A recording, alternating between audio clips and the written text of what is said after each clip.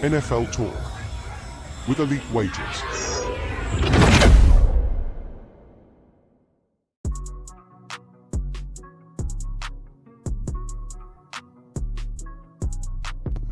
Yo, what's happening, everyone? This is another episode of NFL Talk for Elite Wages. We're going to be talking about NFL Week 9 in this episode, more specifically Sunday and Monday Night Football. Obviously, I had the episode on Wednesday for Thursday Night Football and my recap of last week. As always, we won't talk about Thursday Night Football. That was Thursday. We'll save that for next week's recap. And we'll head straight into NFL Week 9, and I'm going to start off in Baltimore, and it's in the game between the Baltimore Ravens and the Denver Broncos. So the Ravens will play host to the Broncos. The 5-3 Ravens, they're probably going to be really disappointed not to be a 6-2 team or even a 7-1 team at this stage in the season. They obviously had a tough loss against the Raiders in Week 2 and then another tough loss last week against the Browns. Prior to last week's loss, the Ravens were actually looking really, really good. They were riding a 5-game win streak, defeating some really difficult teams in Cincinnati Bengals, the Dallas Cowboys, Buffalo Bills, Tampa Bay Bucks and Washington Commanders. They've played a fair few top teams there and they've navigated their way through those quite well. And they've scored 38 points or more during those 5 games against those 5 teams, averaging 35 points per game. The Ravens, they've actually been consistent scorers this season. They've scored 20 plus in all 8 games they've played.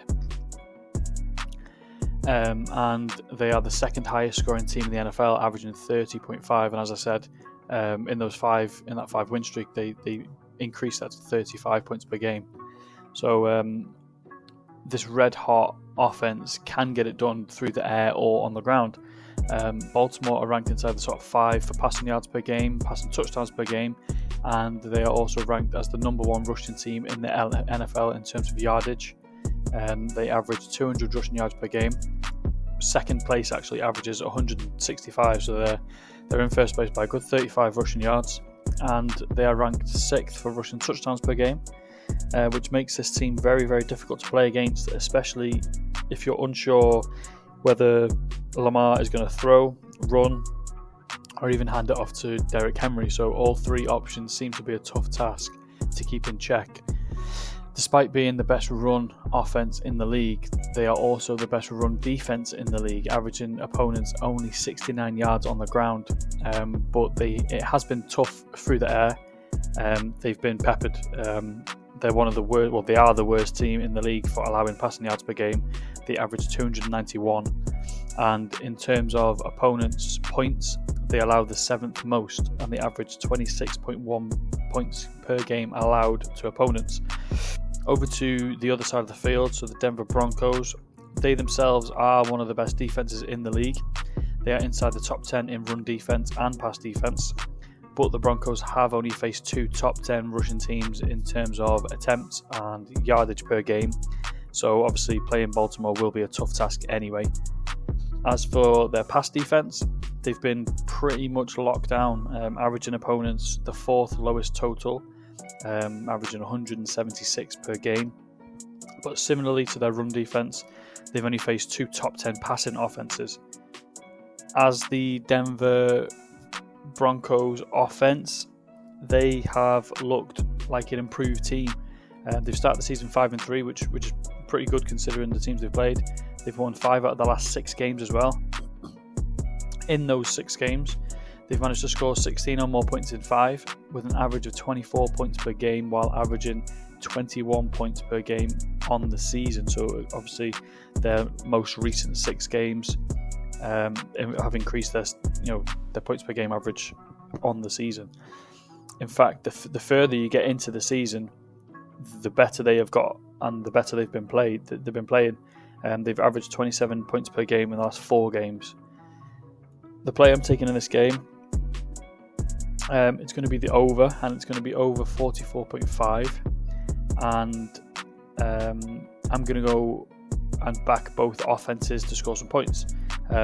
Both teams are certainly capable. As for the Ravens, they've hit 45 or more points in all 8 games so far this season. And actually, while the Broncos have only hit 45 or more just twice, they have done their fair share of scoring in those games. In the last 4 weeks, the Broncos have scored 28 or more in 3, and the Ravens have scored 28 or more in 5 of the last 6.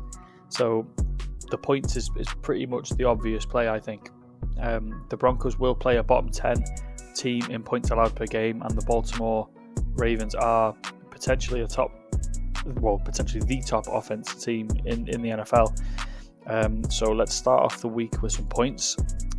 And yeah, let's hope both of these teams will contribute to this over, which I think they will. And we're going to go 1 unit Ravens and Broncos over 44.5. That's at odds of 1.9. Now, we're going to get into a nitty-gritty game, and I'm actually really excited for this one for obvious reasons. It's going to be another Packers game that I'm betting on. And actually, it's going to be another Lions game I'm betting on. I've bet on the Lions for 3 weeks in a row. And I'm actually in a Packers game as well for another three weeks in a row. So I've been consistent in betting on both of these two teams. So it would be rude not to bet in this game when they're playing each other. So this is actually a particularly tough one for me as a Packers fan. But obviously, when you take away all my biased opinions on, obviously the Packers winning the Super Bowl, things like that, there's obviously no way I can not back the Lions in this game. The Lions are one of the best teams in the NFL. They're actually one of my favourite teams in the NFL to watch. They're super fun, and they're just absolutely amazing all over the field. So this is a game, in my opinion, that's either going to go one of two ways. It's either going to have loads and loads of points or not many points. And either way, I think I've picked the winner in any scenario. Both teams head into this game with 6 wins. Obviously, the Lions 6-1, Packers 6-2.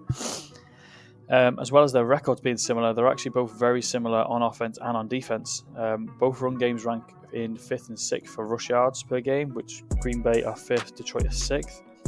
Both run defenses rank in the top 10 for the least amount of yards per game allowed. Both passing offenses rank similarly too. Green Bay are ranked in 9th for most points pass yards per game. Detroit are in 11th.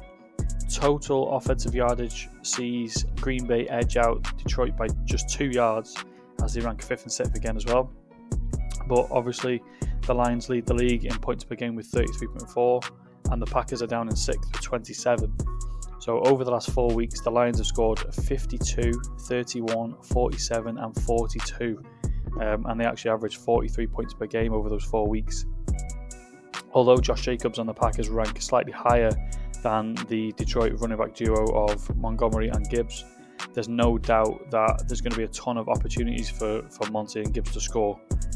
They've scored more touchdowns between the two of them than Goff has thrown touchdown passes. I think they're both on 11 or 13, I can't quite remember. But yeah, those two have scored more touchdowns between the two of them than the rest of the team combined. As well as both offenses ranking very, very similarly, the defenses obviously do. The Detroit Lions, they edge the Packers on run D, ranking 5th to the Packers 11th. On pass defense, the Packers edge the Lions, but overall, in terms of points allowed, it's the Lions who are ranking higher. Although this seems like a game that could literally be back and forth against two very similar teams in terms of stats and rankings, it's hard to ignore how good the Lions' offense has been in recent weeks. And although the Packers have been able to cope against most teams, and they've obviously scored their fair share of points as well, it's going to be the toughest test for the Packers this season playing this Lions team.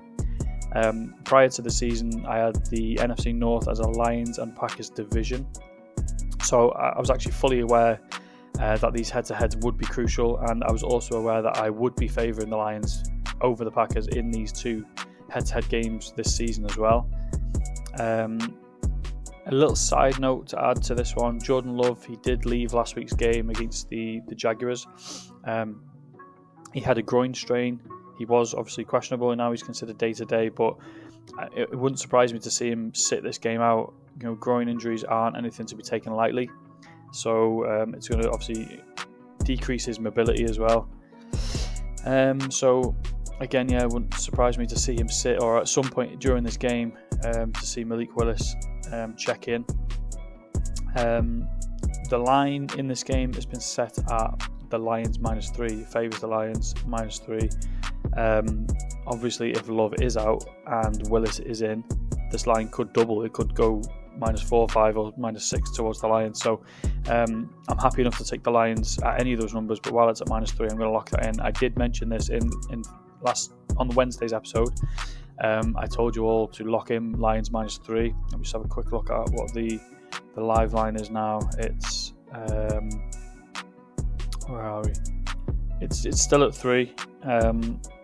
Odds are a little bit lower, but it's still at 3. Obviously, no news on Jordan Love yet either. So I told you all to lock it in at -3 a couple of days ago. Obviously, I'm telling you why now. And 1 unit on the Lions -3 at odds of 1.89. So obviously, this is NFL's game of the week. It's obviously my game of the week, being a Packers fan, and obviously very, very high on this Lions team. It's the game I'll be paying most attention to, so I'm going to take a punt and have another play in this game. I'll keep this one short and sweet because a lot of what I've said in the Lions -3 breakdown will also apply to this. Obviously, I've mentioned all the point scoring and things like that, their averages and how many points they've scored in recent weeks. But one thing I've noticed with this Lions team in particular, they tend to come out the gates very strong and always have a solid start to games. As I said, I believe this is a game that's going to be, it's either going to have a lot of points or not many points. And I've actually decided I think there's going to be points, especially early on in the game and especially from the Lions. So the Lions are actually averaging 14 points for every first half of football. They've actually reached that number and smashed that number in the last 5 weeks. So in the last 5 weeks, they've scored 119 total first half points, which averages out to 23 points per first half. Those last 5 games include 35 last week against the Titans, 21 against the Vikings, 27 against the Cowboys, 21 against the Seahawks, and then 20 against the Cardinals. So they've obviously scored their fair share of their high-scoring games have been in the first half. The Packers are allowing teams an average of 13 points in the first half, and they've actually allowed 3 teams to score more than that average in the last 5 weeks. They had the Vikings hitting 28, the Texans hitting 19, and the Rams scoring 13. The line for the Lions' first half team total has been set at 12.5. I'm actually going to roll with the consistency, and I'm going to back this to happen again. So this one is my official bet. So Lions first half team total over 12.5. That's a 1 unit play at odds of 1.8. I am going to slightly mention I'm going to take this one as a private bet. I'm not going to tip this. If you do want to take it though, just know that I'm on it too. I'm going to roll with the Lions over 19.5 as well in the first half. Just a little sprinkle bet that I'm personally taking. It's not going to be added to my card, but obviously they've hit 23 points in the first half on average, and they've hit over 20 in the last 5 games. So I'm going to back them to do it again privately. So for this game, we've got 1 unit Lions -3 at odds of 1.89, and then we've got 1 unit Lions first half team total over 12.5 at odds of 1.8. Now the next one, it shouldn't really surprise you. I've just had a divisional game, which I tend to do, weekly for some reason, and I'm actually back on another divisional game. It's going to be Commanders versus the New York Giants. Me playing something in a divisional matchup seems to be becoming a little bit of a trend. I feel like this matchup is fairly self-explanatory in terms of form and trajectories for both teams. Starting with the home team, the 2-6 New York Giants, they've obviously not been playing well and they're not contending for much this season. It's easy to see that they just aren't good enough. If I'm being totally honest, they shocked the Seahawks and they shocked the Browns in both of their 2 wins. And if you were going to give me any of those matchups again, I'd absolutely take the Giants to lose in both. In my opinion, this is an 0-8 team up to now. Their defense has been fairly reasonable. It's probably been their highlight for the season so far. Obviously, Sexy Dexter Lawrence leading the league with 9 sacks. But it's their offense that's been letting them down. Obviously, defense can only do so much. They're averaging second lowest 14 points per game, which is terrible. It wouldn't be sufficient when Washington come to town. Jaden Daniels, he played last week against the Bears, and he's probably solidified his spot at the top of the Rookie of the Year rankings. His Hail Mary earned the Commanders a win against the Bears. The game against the Bears was probably their toughest matchup as well to date. It was coincidentally the Commanders' lowest scoring game of the season as well. They scored just 18. Prior to last week's game, the Commanders had scored 20 or more in each of their first 7 games, and they averaged a third best total scoring of 29.5. The line for this game, it's been set at -3 in favour of Washington. The Commanders have actually won by more than 3 in 4 of the last 6 wins, with the other 2 wins being by 3 exactly. For the Giants, they've lost 5 out of their 6 games by more than 3, and again with the other game they lost by 3, and that was against the Commanders in week 2. If we go back to the game against the Commanders in week 2, that was only the second NFL start for Daniels. Obviously a little bit of rust coming in, a little bit of nerves, still settling down into this league, and since then he's actually improved a ton. Obviously, like I said, he's probably the top favourite for the Rookie of the Year. So in my opinion, I think it's just a no-brainer that the Commanders will win this game by a field goal or more, especially with how both teams have been playing. The Commanders are shooting for a playoff spot now. They're actually leading their division, and obviously the Giants are at the bottom of the division. So the Commanders leading this division and shooting for a playoff spot, it seemed unachievable pre-season, and obviously the Giants are heading for a potential top 3 2015 draft pick. So the 2 different trajectories. Commanders playing significantly better than the Giants so far this season. I am actually going to roll with 1 unit, Commanders -3 at odds of 1.9. And to add to that, I've got actually a little side bet that I'm going to be playing. In this game, I'm going to be looking at Austin Seibert for kicking points. This is I wouldn't say it's a go-to bet for me, but it's one of those ones that I've regularly seen, and I've personally been hitting it quite often. So I think the time is right now to actually tip it as well. So his line for this week has been set at 6.5, and obviously this number is sort of the standard for a kicker. You get 3 points for a field goal, obviously, so you need sort of 2 field goals and a touchdown conversion to hit this, and he's actually hit this number in all 7 of his games so far. His kicking points high this season has been 21, and that was in the matchup against the Giants a few weeks back. I think he hit something like 7 field goals or something like that in that game. So he had 21 in that game, and his low kicking points has been 8. He's averaging almost double his line at 12 kicking points per game. He's actually averaging 3 field goals per game, and he's kicking at 92% as well. So if they get him into field goal range, he's more than likely going to hit that, get those extra 3 points. The New York Giants, they allow an average of 8 kicking points per game, and an average of 2.5 field goal attempts per game. So again, if the Washington Commanders can get him into range, more than likely he's going to be scoring a field goal. He'll be getting the extra points as well. So I actually see the Commanders getting them into range quite often, scoring a few touchdowns as well. So this one's a no-brainer for me. Austin Seibert over 6.5 kicking points at odds of 1.8. So as I've got the ball rolling now with a player prop in Austin Seibert, I'm going to go for another one, and we're going to head over to the Cardinals and Bears game. So this is going to be my first of 2 running back player props, and obviously it's just a coincidence that I've gone for 2 running backs this week. In this week's game, I actually see a slight edge towards one running back in particular. So far this season, the Cardinals haven't had much to write home about. They have been mediocre at best, but they have been able to get themselves an even record at 4-4. Arizona, they aren't a run-first offense.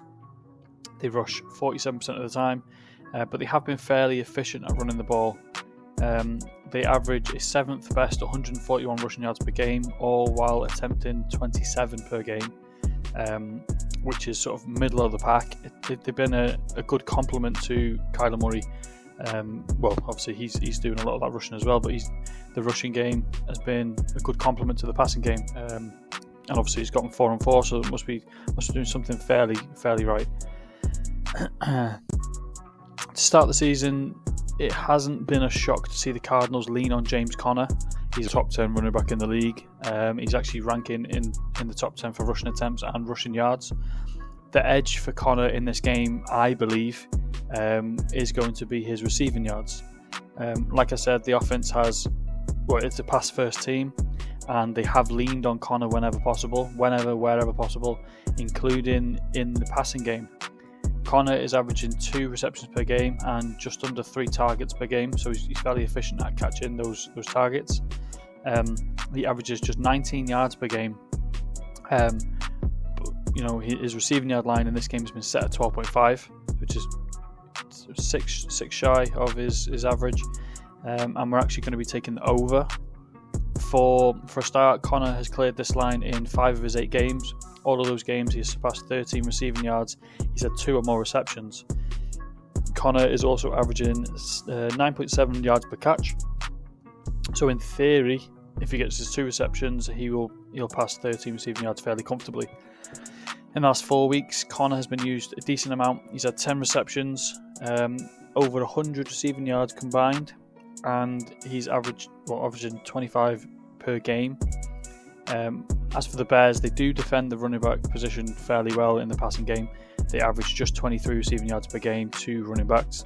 The Bears are obviously one of the best defenses in the league, and they get to the quarterback quite often. They're top 7 in sacks per game, so it wouldn't surprise me to see Murray want to get the ball out fast, using Conner on checkdowns and sort of running back design pass plays. I actually see this game being fairly close, and I believe the Cardinals and Kyler Murray, they're going to want to get Conner the ball as much as possible. I think he gives them the best chance at winning games, so I think they're going to sling the ball to him fairly often, and I think it's another no-brainer. Conner over 12.5 receiving yards at odds of 1.9. So, like I said, I got another running back play this week, and we're going to go over to the Falcons and the Cowboys game. So for my next player prop, I could have gone one of 3 ways. I could have gone rushing yards, I could have gone receiving yards, I could just do a Conner, or I can go scrimmage yards. And I actually decided to go with what I thought would be the play with the least amount of risk and the play that I thought had the most upside in this game. So for me, this game is going to be a battle between 2 teams that'll have, they'll both have this circled as a win on their schedules. They'll both want to get this win. Dak Prescott recently saying this is a must-win for Dallas. In this game, I'm going to be focusing on the Falcons and their running back, Bijan Robinson. So the 5-3 Falcons they've played really well this season, to be fair. They've actually only been blown out once, so they've managed to win or at least keep games very close. Atlanta ranks 7th for total yards per game, mainly due to Cousins slinging the ball around.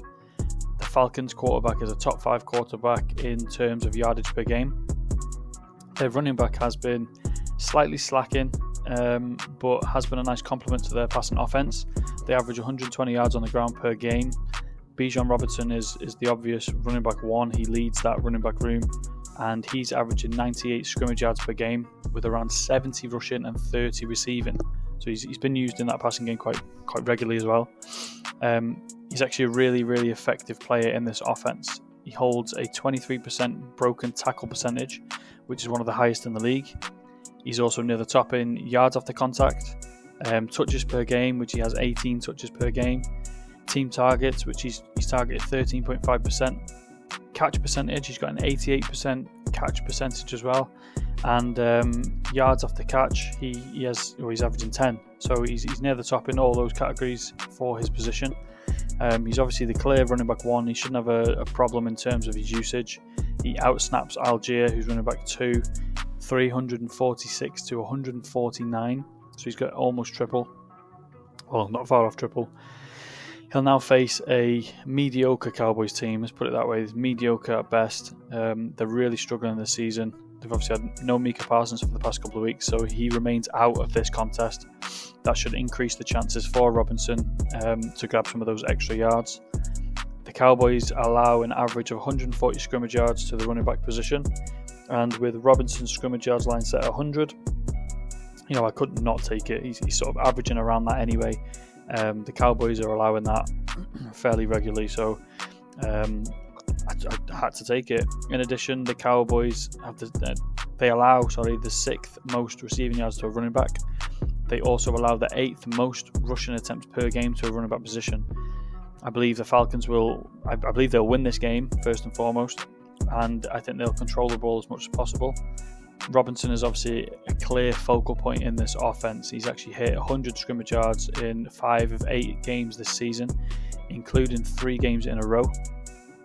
I believe Cousins will feed Robinson in the passing game.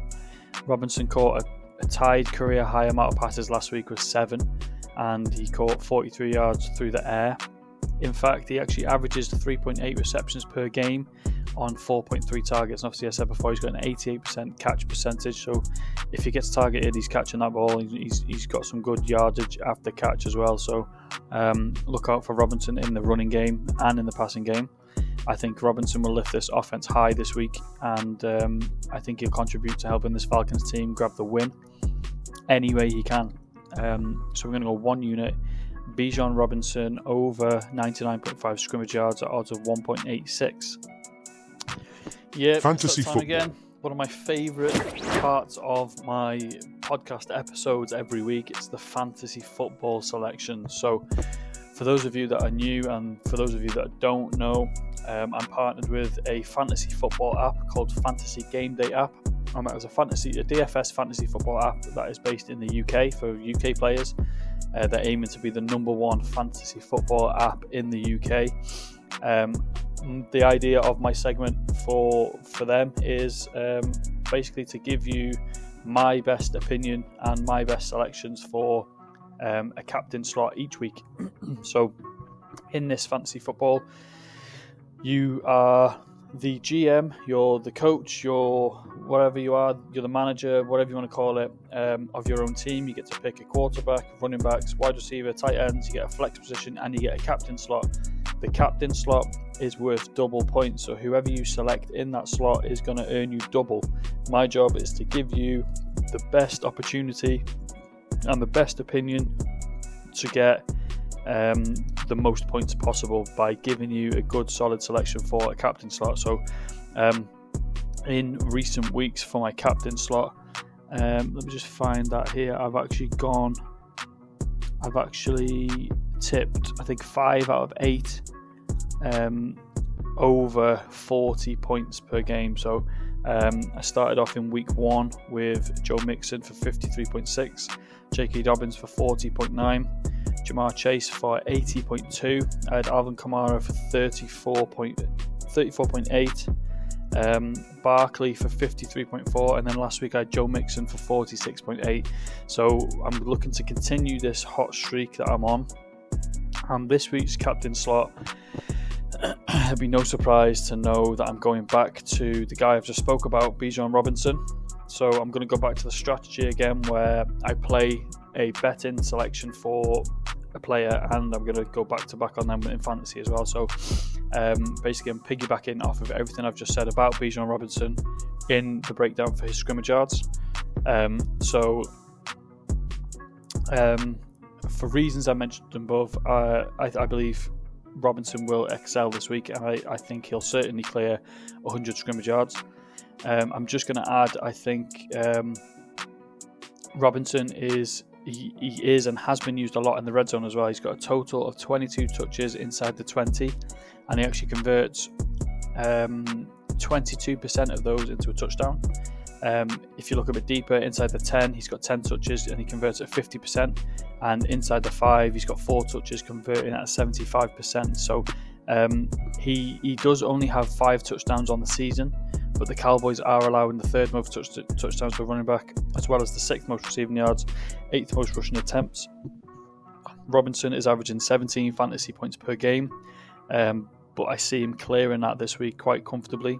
If you look at his averages and his recent performances from the last 3 games, I believe he'll end on around, more than 100 scrimmage yards, 30 plus of those being receiving, 3 plus receptions in this game, and at least a touchdown. And that is in hope that he can fetch around 20 plus points, which would be doubled as he's captain, so looking at around 40 points. So I'm trying to continue that streak I'm on, like I mentioned, where I'm tipping someone that's around 40 fantasy points per game.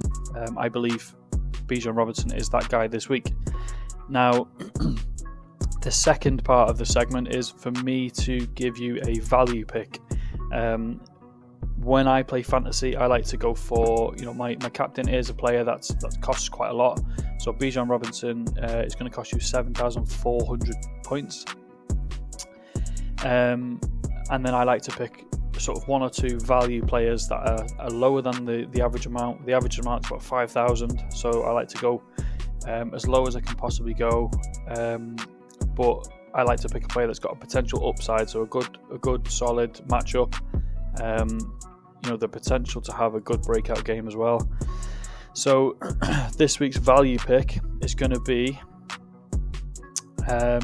Wicks, wide receiver for the Green Bay Packers, and he's going to be 3,200. So for my value selections, I've actually been slacking the last few weeks. I picked Yoshivas last week. He didn't get a single point, 0 zilch. So this week I'm going to give you a guy that I believe will give you some points this week. I actually struggled to pick one of these 3 players. I was torn between the 3 receivers for the Packers. Jayden Reed, he was 5,000. Romeo Dobbs was 4,800, and then Wicks, who was 3,200. They were all options, but I decided with Wicks and stick to the true meaning of a value pick. Either way, he's not really a bad option. He's averaging 2 receptions and 24 yards per game, so that's around 4.4 fantasy points per game. But he does have 4 touchdowns on the season, and when you actually look at this in the Packers team, you wouldn't expect what I'm about to tell you now.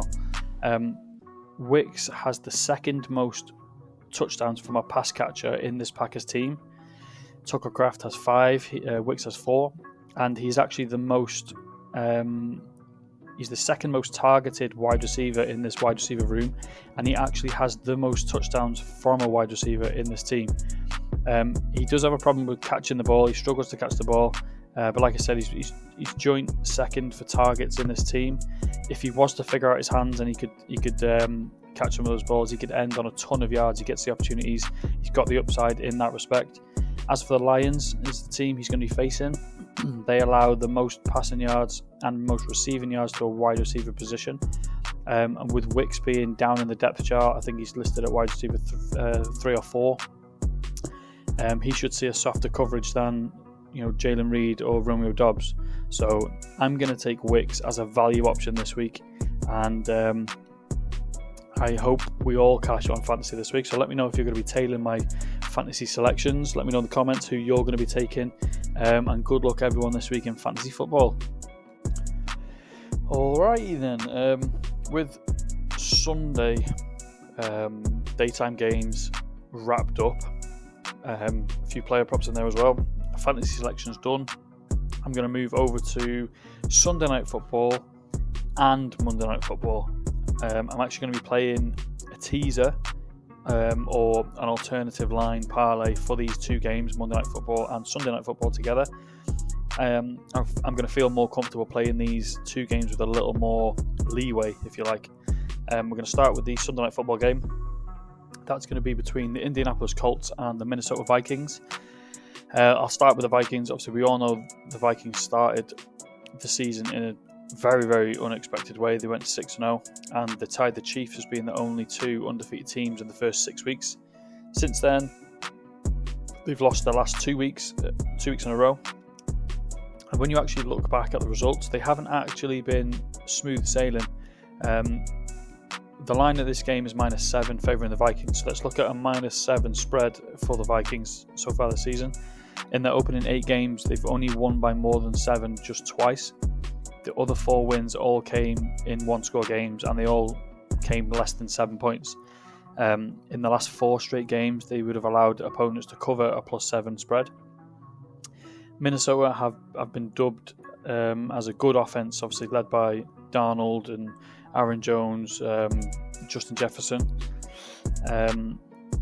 And obviously they've got a very, very good defense too. They score on average 26 points per game, and they allow 19 points per game on average to opponents. But in more recent weeks, their point scoring average has dropped to 24 points per game, and their points allowed has increased to 26 points per game. Now, obviously, the Colts aren't a significantly higher scoring team, but the Colts do score more points per game than 3 of the Vikings' opponents they faced so far. The Colts are averaging 21 points per game. They've scored 20 or more in 6 of their last 8 games. Defensively, they rank just a few places lower than the Vikings in terms of points per game allowed. They average their opponents 21. But in more recent weeks, while the Vikings worsened their form, the Colts have improved. They moved their points allowed average from 21.5 on the season to 16.7 in the last 3 games. As we looked at the Vikings games and found they struggled to consistently cover a -7 spread, we'll do the same for the Colts on a +7 spread. When you look back, the Colts have covered a +7 spread in all 8 games. Obviously, they've won 4 games. In their 4 games they've lost, they actually lose by an average of 3.5 points. It obviously wouldn't surprise me to see the Colts take this game as a must-win, keep it extremely close, and possibly they could steal a surprise win. But to make this bet more comfortable, I'm going to increase the points favouring the Colts from +7 up to +13.5. Obviously, a little side note in this as well. Anthony Richardson has been benched, so now we've got Joe Flacco, and numbers-wise, Joe Flacco has been a little bit more consistent than Richardson, so that could go in the Colts' favour as well.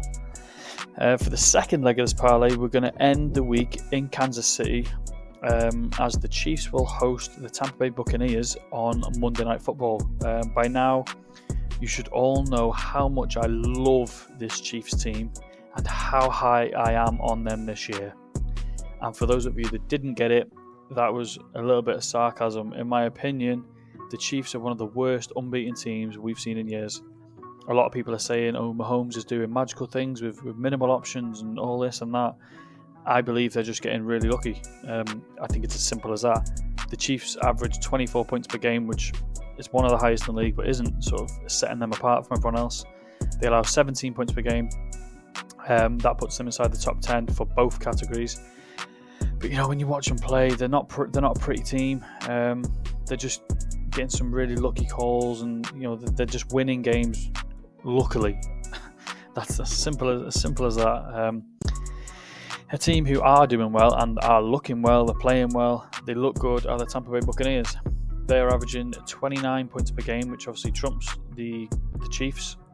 And obviously, their points per game average has increased from 29 points per game to 36 in the last 3 games. Obviously, they're now led by passing touchdown leader Baker Mayfield, who has thrown 21 so far this year. Defensively, however, they have slightly struggled. They rank bottom 5 for points allowed per game. But, again, with the way the Chiefs have been playing offensively, it might not be too much of an issue in this game.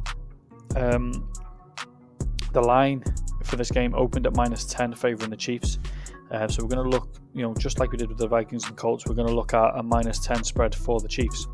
The Chiefs have actually been renowned for winning, but only within 1 score. They've actually won by 7 or less, in 5 of their last 7 games. The other 2 games they won, one of them was by 10 and the other one by 13, making their average win margin is 7. As for the Tampa Bay Buccaneers, they've managed to cover a +10 spread in 7 of their 8 games, with their only loss being by more than 10, being a huge loss by 19. We'll put that down as an anomaly. Can't get my words out. Because of that large loss, obviously their average loss margin is by 10 points on average. But I personally see it around the 7 mark as well. you take away that game, it'll be around 7. So just like the Colts, this is a game where the Bucs could see themselves challenging the Chiefs in this game. You know, they've looked at their results too. They're seeing they're nothing special, nothing pretty. They could fancy the chances in this game. But again, just like the Colts, I'm going to increase the spread favouring the Bucs from +10 to +17.5. So obviously I feel a little bit more comfortable giving both teams those extra points just in case. And we're going to hit this teaser this week. And another thing I just want to add about this parlay, I saw a stat on Twitter or X, whatever you call it now, and it's going to relate to, well, in somewhat, it's going to relate to both of these underdogs in this game. So to start the season, underdogs of 6 points or less are 6 points or more, are 21, 10 and 2, and they actually cover +6 spread at 68% this season. So that's obviously a little bit of a trend going on to start this season as well. But yeah, we're gonna actually hit this teaser at a two unit stake, teaser / alternative line parlay. Colts +13.5, Buccaneers +17.5, and that's going to be odds of 1.73. Remember, that's a 2-unit play as well. And honestly, that wraps us up for this episode as well. Hopefully you all enjoyed this one. I feel like I got a lot of information out there, a lot of key points and facts that back up my selections this week. Obviously, we're on a 3-week win streak, profit in all 3 weeks in the last 3 weeks. Looking for 4 this week. I'll do a quick little rundown of my plays this week, and then we'll sign off. So we start off in Baltimore. We've got Baltimore and Denver over 44.5 at odds of 1.9. Detroit Lions -3 at odds of 1.89, and we're going to go back to back in that game as well. Detroit Lions first half team total over 12.5 at odds of 1.8. We head to Washington at -3 at odds of 1.9. We've got James Conner over 12.5 receiving yards at odds of 1.9. Bijan Robinson over 99.5 scrimmage yards at odds of 1.9. And then we're going to finish off the week with a 2-unit teaser, Indianapolis Colts and the Tampa Bay Buccaneers. Teaser Colts +13.5, Bucs +17.5, and that's going to be odds of 1.73. So I appreciate everyone, as normal. Appreciate everyone for listening this long, and hopefully you all tail my plays with all the information I've given. Let me know in the comments if you are tailing, or if you're not tailing. Let me know what you liked or what you disliked. Let me know if I can improve in any way as well. If you want me to go further into stats, let me know and I will. But yeah, I appreciate everyone. If you could all go over to, click the link tree in the bio. It would mean a great deal to me if you could all follow me on all socials, all my podcasting platforms, Spotify, Amazon, Apple Music, YouTube, Twitter, TikTok, Substack. Join the Discord as well. Anywhere and everywhere you see my name, click that follow button. I will follow back. Click the like button. It will help me out a lot. So I appreciate everyone for listening so long. Let's cash this week. Let's have a solid week 9 in the NFL, and I'll be back next Wednesday for the recap. So tune in then. See you then. Catch you later.